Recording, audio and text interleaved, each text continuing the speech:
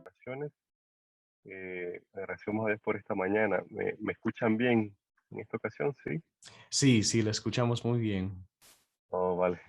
Sí, Jorge me ha dicho, por favor, esta vez no pongas la cámara, así que sea de forma ininterrumpida. Así que vamos a tratar de aprovechar esto y que el Señor bendiga esta transmisión. Sí. Gracias nuevamente, gracias a Dios por un día más en esta tierra, un día menos, ¿no? Para nuestro camino en la patria celestial. Realmente que nos llena el corazón escuchar esos testimonios, esta oración y cómo Dios está orando en su pueblo, ¿no? Hay cosas que no entendemos, hay cosas que realmente no llegamos a comprender, pero todo será resuelto, ¿no? En la próxima venida de nuestro Señor. Así de que sigamos batallando, sigamos luchando, como dice Pablo, en esta carrera de la fe, que nuestro galardón está más cerca.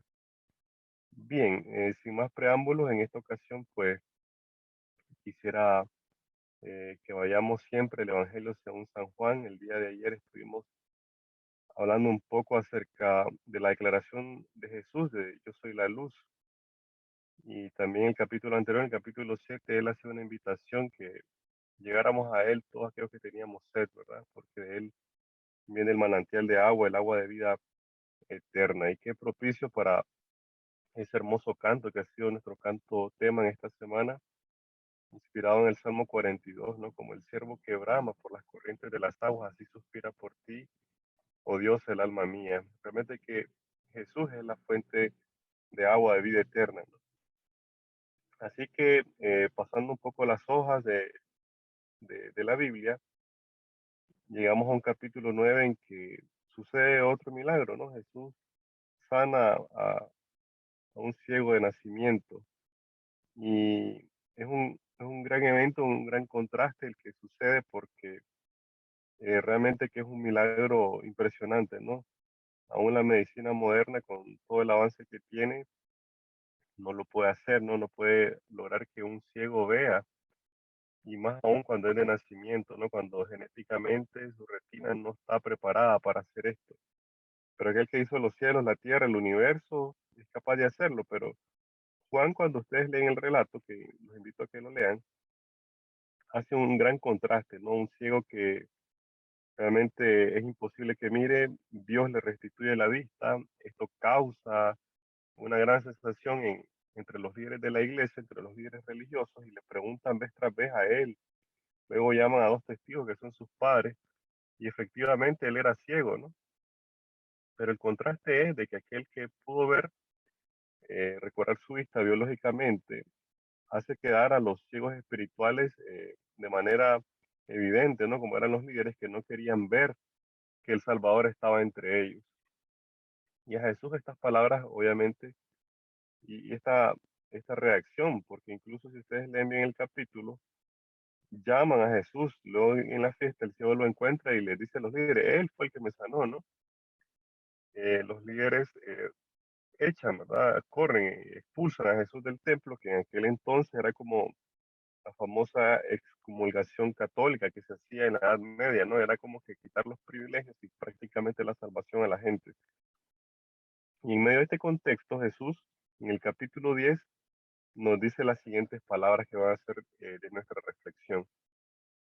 Vayamos entonces al capítulo 10 de San Juan y a partir del versículo 2, del 2 al 4, y luego vamos a ir al 7, sí, vamos a leer.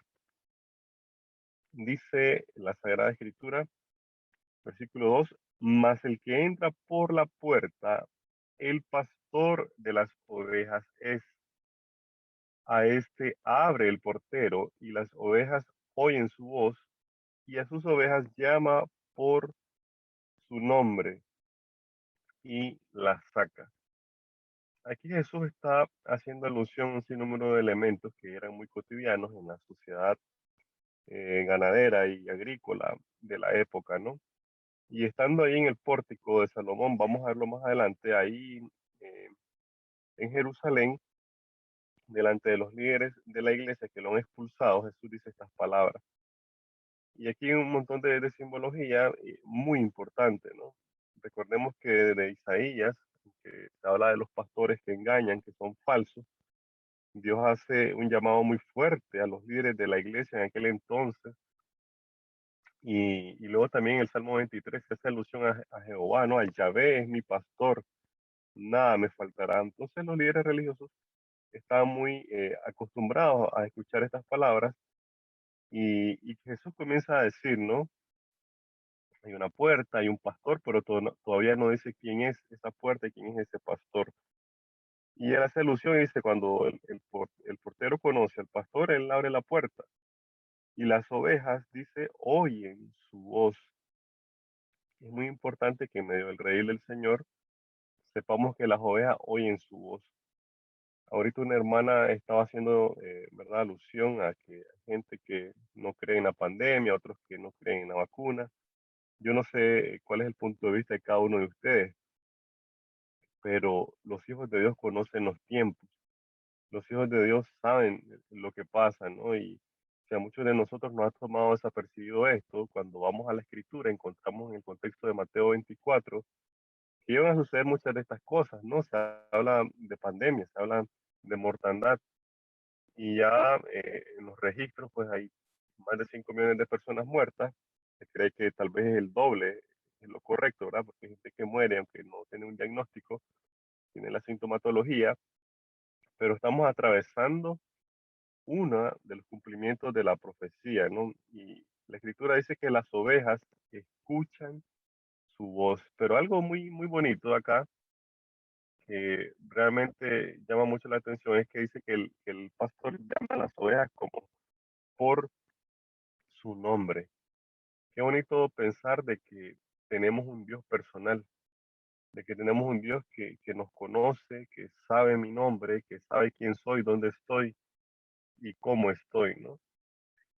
Si hay un animalito que se parece mucho al otro, por lo menos ustedes mirarán los animales domésticos, un perro a veces es muy diferente a otro, un gato es muy diferente a otro, realmente que es a veces muy fácil diferenciarlos entre especies, entre razas, eh, pero las ovejas cuando ustedes las ven, sobre todo en Medio Oriente, yo sé que en las latitudes muy nórdicas o muy al sur, eh, las ovejas son blancas, ¿no? En el trópico hay una especie de ovejuno que tiene un sinnúmero de nombres, algunos le llaman camuros, otros le llaman peligüey en mi tierra, por ejemplo, en Colombia les dicen camuro, pero las ovejas que están en Medio Oriente son blancas, ¿no? Y si usted mira una y la otra, es muy difícil diferenciarlas. Ya incluso el famoso experimento de la oveja Dolly para la clonación de animales se hizo con una oveja con la misma sensación, ¿no? Clonar algo que es casi idéntico.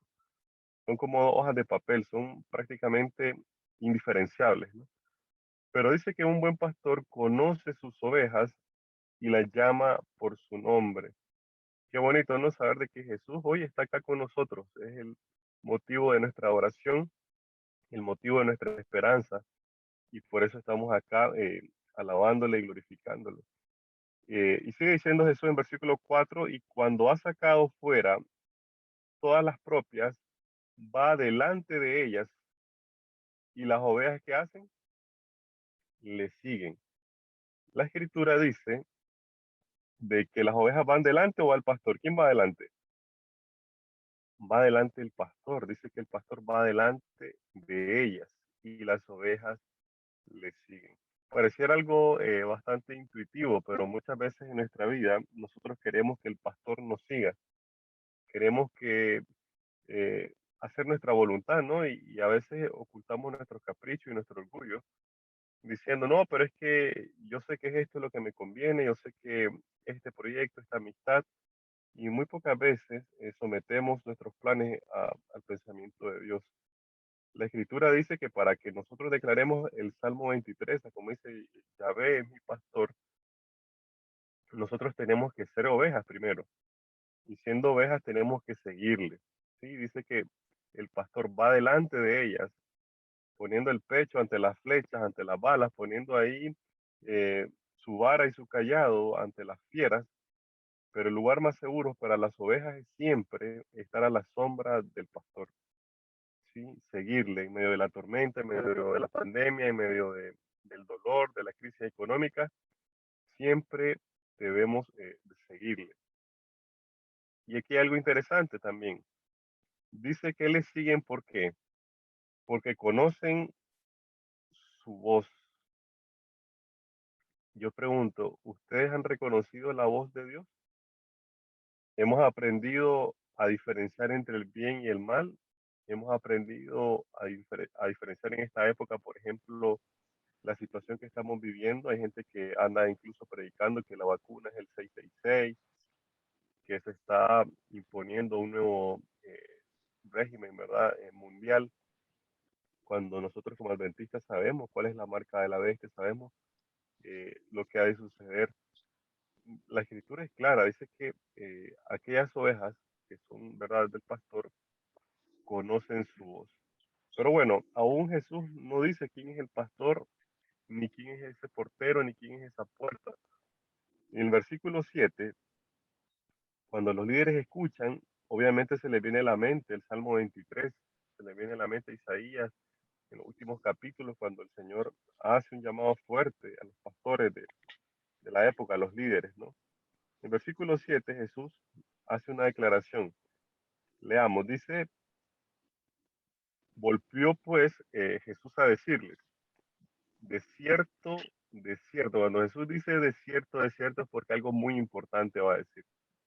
¿Sí? Ujú. De cierto os digo, yo soy, ¿qué cosa? La La puerta de las puerta ovejas. de las ovejas. Amén. Aquí hay una Es declaración de los yo soy que veníamos estudiando, ¿no? Aquí hay otra declaración de esta. Dice Jesús tocándose de seguro el pecho diciendo yo soy la puerta. Y en la escritura, hermano, encontramos muchas puertas. Una de las primeras que encontramos es la puerta que estaba en el Edén, ¿se acuerdan? Que cuando nuestros ujú, primeros padres pecaron, fueron expulsados y esa puerta fue vedada a la entrada de ellos con dos grandes ángeles y espadas, ¿no? Que no permitían la entrada del hombre a fin de que no se alimentara del fruto, ¿verdad? Que le hacía vivir para siempre. Encontramos muchas puertas, las puertas, por ejemplo, de Gaza, cuando Salomón las arrancó, cuando se hizo las tiendas, también había una puerta para el santuario. Cuando se hizo el templo, encontramos muchos pórticos. Algunos dicen que eran 12 pórticos, ¿no? Incluso en Apocalipsis se nos describe la Nueva Jerusalén con 12 puertas de perlas, ¿no? Con el nombre de los apóstoles. Y ujú, también en esa entrada va a haber bases, ¿verdad? Con el nombre de las 12 tribus. Encontramos un sinnúmero de puertas, pero Jesús dice, yo soy la puerta.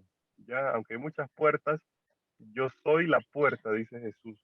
Y es ujú, importante porque mucha gente hoy define la salvación de una forma distinta. Hay gente que dice en el Antiguo Testamento la gente entraba a la salvación guardando la ley, pero en el Nuevo lo hacemos por la gracia. Pero no, hermanos, siempre, siempre la entrada al cielo, el pórtico de la salvación ha sido por medio de Jesús. Él es la puerta, no hay otro medio, ¿no? Si el cielo se pudiese describir a como lo hizo Jacob, ¿verdad? En su sueño, como Dios se lo mandó por una escalera, solo hay una forma de entrar al cielo. Jesús es la escalera, Jesús es la puerta. Ya, las puertas, ustedes saben la utilidad, la puerta lo que hace es separar un espacio interior de un espacio exterior y da el acceso, y casi siempre único, ¿no? Yo creo que la mayoría de sus casas tienen una puerta principal. ujú, Y si alguien en la noche se levanta y mira entrando alguien por la ventana, es algo que no está bien, ¿cierto? O es un ladrón o es un hijo que se escapó y no quiere que sepas que está entrando, pero no entrar por la puerta principal es símbolo de ujú, hurto. Ya, pero Jesús dice, yo soy la puerta y nadie puede entrar al cielo, nadie, no hay otro método de salvación, como lo dice Pablo a Timoteo, ¿no? No hay otro nombre dado a los hombres bajo el cielo en que podamos ser salvos, sino en el nombre de Jesús. Jesús es la puerta, no hay otro. Y sigue siendo el versículo 8. Todos los que antes de mí vinieron, ladrones son y salteadores. Y por eso los líderes no les gusta escuchar esto, porque ellos saben a quién está haciendo alusión. Pero dice la escritura, pero las ovejas no los escucharon. Versículo 9, otro gran yo soy. ¿Cómo empieza? Siempre otra vez, yo soy la puerta. Cuando la escritura repite una palabra por lo menos 2 veces, es porque realmente el escritor quiere hacer una impresión muy grande en la mente del lector. Jesús vuelve a decir, yo soy la puerta. El que por mí entrare, ¿qué cosa? Será salvo. Ya, y aquí es algo contundente. No hay otro método, hermanos. No hay forma en que nosotros, por justicia propia, por cumplir la ley, por hacer obras, no, Jesús es la puerta y él mismo lo declara, ¿no? El que por mí entrare será salvo. Dice la escritura, y entrará y saldrá y hallará pastos. Muy alusivo, ¿no? A lo que decía David en el Salmo 23. Y aquí está una declaración de lo que estamos viviendo ahorita.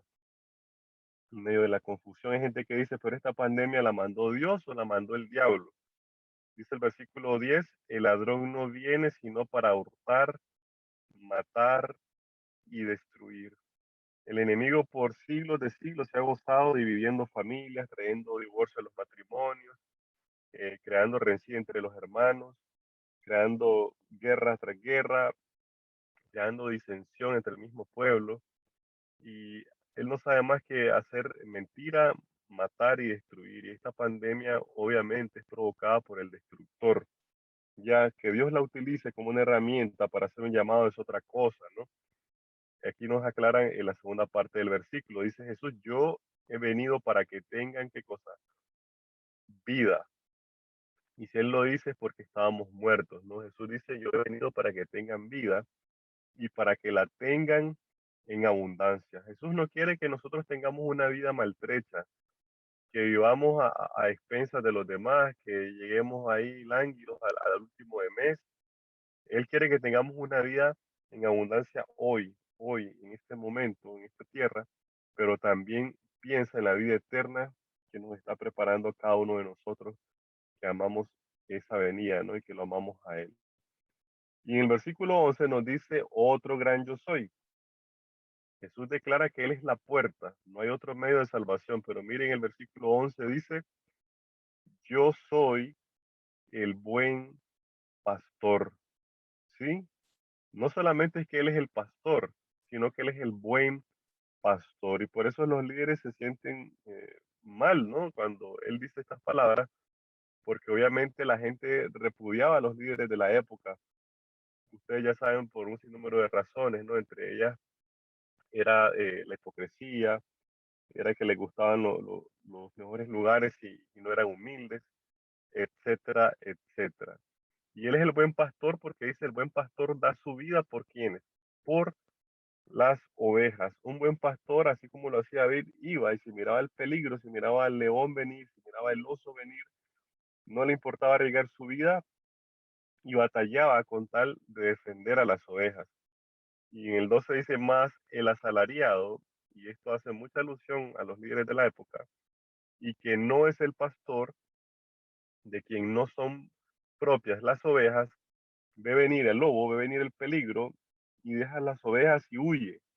Y el lobo arrebata las ovejas y las dispersa. Y miren el versículo 14 en adelante para ir concluyendo. El Señor contundentemente repite y dice, yo soy otra vez el buen pastor y conozco mis ovejas y las mías me conocen. Ya ustedes saben que conocer en la Biblia significa muchas cosas, tal vez no de tiempo y miramos a Juan 17, en que conocerlo a Él, en eso consiste la vida eterna. Y yo les pregunto, ¿ustedes conocen al Señor? ¿Conocemos al Señor? Yo creo que cada día que nosotros hacemos lo que hacemos, no oramos, leemos la Escritura, nos da más hambre de conocerle. Pero la Escritura dice que así como Él conoce a los suyos, conoce quién eres, cómo estás, qué problemas tienes, tú también conoces al Padre. Y el Señor lo compara en el versículo 15, dice, así como el Padre me conoce, yo conozco al Padre y pongo mi vida por las ovejas, también tengo otras ovejas que no son de este redil, dice el Señor, ¿verdad? Esto es importante también por muchas cosas que hay. Y nosotros que hemos leído, por ejemplo, en Génesis 22, el Señor hace un llamado a Abraham. Ustedes recuerdan el llamado y la prueba de Abraham, hermanos. El Señor un día le dijo, Abraham, levántate, ¿no? Levántate, ve al monte eh, y Moria, ¿no? Y entrega a tu hijo, a tu único Isaac. Yo les pregunto, ¿por qué Abraham no dijo, oye, aquí se me apareció el diablo y me dice que mate a mi hijo? No, Abraham obedece la voz del Señor y reconoce que lo que le está diciendo es un mandato divino, ¿no? Y Abraham conocía la voz del Señor porque conocía a su pastor. Ya hay cosas que a veces nosotros nos ponen en duda, ¿no? Decimos, pero ¿será que esto es así o no? Pero la Escritura dice que nosotros conocemos al Padre, conocemos la voz de nuestro pastor y le seguimos. Qué bonito es que tuviéramos una relación estrecha con nuestro Señor como la tuvo, en efecto, Abraham. Y por último, cerrando, dice en el versículo 18, no, perdón, aquí en el 16 dice, también tengo otras ovejas que no son de este redil, aquellas también debo traer y oirán mi voz y habrá un rebaño y habrá un solo pastor. Amén. La escritura dice que hay ovejas que no son de este redil. Hay hermanos que en el final de los tiempos vendrán al redil del Señor. Hay gente que usted a lo mejor no lo cree, gente que a lo mejor no está dando un gran testimonio en este momento, pero el Señor dice que a esas ovejas va a llamar. Y aquí hay una alusión muy linda, ¿no? Porque, como yo les decía, una oveja es muy difícil diferenciarla de otra. Y en los tiempos bíblicos, así como hasta la fecha, el agua era un bien escaso. Ustedes van a Israel y es realmente algo en mayor parte desértico, ¿no? Y en Arabia, en Yemen, y en Jordania, todo eso, el agua es un bien escaso. Y entonces cuando uno tenía la labor de pastor, una de las grandes actividades que tenía que hacer era buscar, ya sea un manantial, un río, un abrevadero, un pozo. Y cuando era un pozo era trabajoso, ¿no? Sacar agua para las ovejas, porque una oveja bebe muchísimo. Pero imaginémonos esta escena, ¿no? Las ovejas solían abrevarse en un solo oasis, en un solo lugar, y como había tan poca agua, por ejemplo, llegaba yo con mis ovejas, llegaba el pastor Daniel, llegaba Jorgito, llegaba Luis, llegábamos todos con nuestro ganado, ¿no? Y cuando yo llegaba al manantial, al río, a la fuente de agua, llegaban mis ovejas y se juntaban a beber con las ovejas de Jorge, del pastor Daniel, con todos, ¿no? Y yo me imagino que en ese momento era casi imposible diferenciar entre una oveja y la otra. Es decir, si yo tenía 10 ovejas y mis hermanos tenían 20, 30, 50, ahí habían como 200 ovejas juntas, pero era prácticamente imposible diferenciarlas entre la una y la otra. Pero la escritura dice acá que cuando el pastor llama, las ovejas le siguen, ¿no? Y es bonito porque cuando ustedes ven esas escenas, cuando ya el pastor calcula el tiempo correcto y las ovejas se han abrevado, él hace un silbido, él llama y las ovejas que hacen, únicamente las ovejas que conocen a su pastor son aquellas que le siguen, ¿no?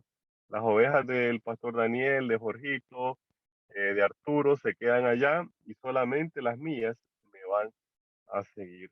Es una alusión perfecta, ¿no? Y ustedes lo pueden ver en sus mascotas. A lo mejor sus mascotas se puede parecer mucho a otra persona, pero cuando lo siente a usted y lo ve a usted, su mascota lo diferencia entre muchos amos, entre muchas personas, porque tiene una relación con usted, porque le conoce. Qué bonito es pensar de que Jesús es la puerta, no hay otro medio de salvación, no hay otra forma en que podamos estar seguros, solamente Él es la puerta. Pero más que todo, y más bonito es también pensar de que Él es mi pastor. Que como dice David, ya ves mi pastor, nada me faltará.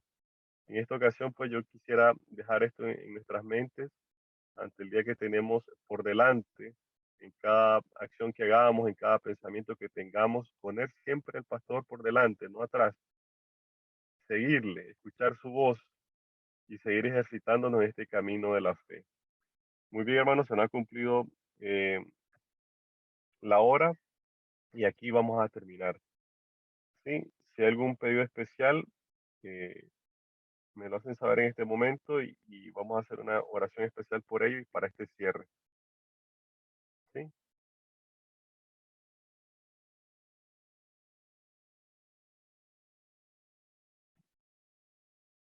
Hola.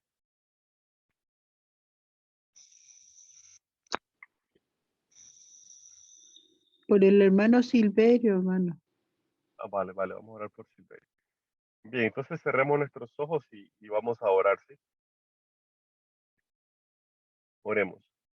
Padre nuestro que estás en los cielos, bendito y alabado es tu nombre, Señor. A esta hora te agradecemos porque en tu infinito amor, en tu bondad, nos recuerda, Señor, que tú eres nuestro buen pastor, que tú eres la puerta, porque sabemos que no hay otro medio de salvación sino solamente tú, Señor. Gracias porque en medio de tantas personas, Señor, en medio de tantas multitudes, tú nos llamas, Señor, y nos llamas para salvación y vida eterna. Señor, a esta hora te recordamos, te presentamos a nuestro hermano Silverio. Te rogamos porque tu dedo sanador esté sobre su cuerpo, sobre él, Señor, en sanidad y sobre todo en salvación, Señor, para él, su esposa, que puedan recuperarse de esta terrible prueba. Bendice a sus niños, bendícelos a ellos como familia, Señor, y que en tu nombre tengamos mejores noticias en los próximos días, Señor. Al mismo tiempo, tú has visto las peticiones que se escriben en este grupo, las peticiones que se han hecho audibles como las que no. Que tu gracia y que tu amor, Señor, sea con cada persona, con nuestras familias, con nuestros hermanos y sobre todo, Señor, con nuestra labor de llamar a otros para salvación y vida eterna, Señor. Úsanos en este día para poder ser esa luz al mundo. Úsanos, Señor, para poder reflejarte. Bendice al pastor Daniel, bendice a los líderes de esta iglesia y permite, Señor, que esos frutos que tú esperas de nosotros sean dados, Señor, en este momento, en este lugar, para salvación y testimonio a otras personas. Todo esto te lo rogamos en el nombre de Cristo Jesús. Amén.